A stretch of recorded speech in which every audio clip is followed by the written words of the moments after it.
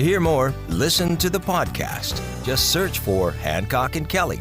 Welcome back. A federal judge strikes down Missouri's controversial Second Amendment Preservation Act. We cheered because it's early for us to know exactly the implications of this decision, but we are specifically here today to talk about the ways that the Second Amendment Preservation Act has endangered so many lives in Missouri and in fact cost people their lives. She was part of a mother's group at the Capitol when the news broke that is against the Second Amendment Preservation Act. The law, pushed through by Republicans, banned local police from enforcing federal gun laws that did not mirror existing state laws. Police and Democrat leaders like St. Louis Mayor Tashara Jones are in agreement in opposing the 2021 law, saying it has hindered efforts to combat gun violence.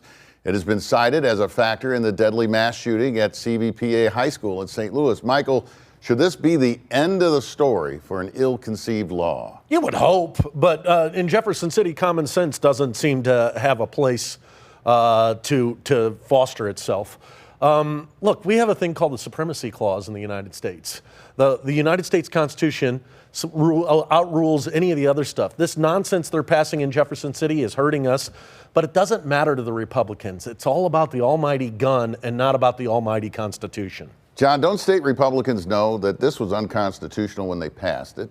And if so, why is the Republican Attorney General saying, I'm going to appeal this ruling? Well, I don't know that it is patently unconstitutional. Because the very point they're making is not that the federal Constitution isn't supreme. What they're saying is if the federal government prospectively passes gun laws that are more stringent than we have in the state of Missouri, we're not going to recognize those laws. And I think there is a constitutional basis. Certainly you can make that argument. Now, I would like to see all sides kind of come together. We've got a crime problem in St. Louis.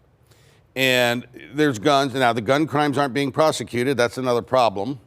But I'd like to see some really thoughtful sit-down sessions and get some gun restrictions on the books for the city of St. Louis that will allow the police to go out and get the bad people off the streets and get the illegal guns off the streets. Who's going to come with that kind of common sense thought process? The Republicans just allowed it so that an 8-year-old can carry a gun in the city of St. Louis. That's not going to stand. But how are you want thoughtful people to come? Who are the thoughtful people in Jefferson City? We've got lots of them.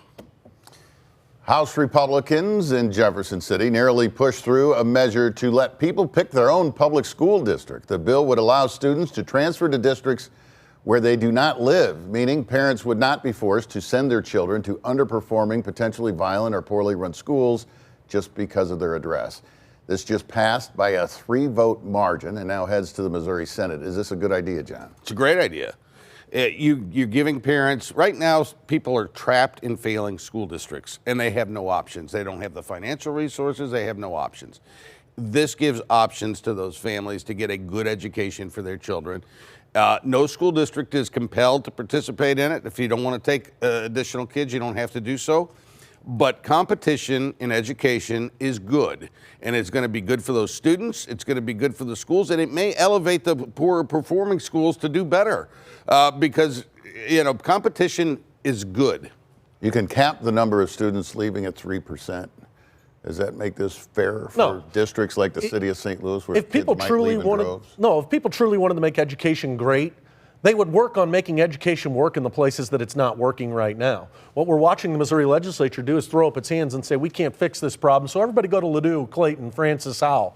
When what would make more sense is for us to invest in these schools, have the state of Missouri actually do something for, go ahead. It's not money. We've been pouring money into these schools for years. There's more money spent on education in these public schools that are failing than it costs to go to Whitfield or MICDS. I mean, it's ridiculous. If money could solve education, it'd be fixed now. Let's empower the parents. That's what I say.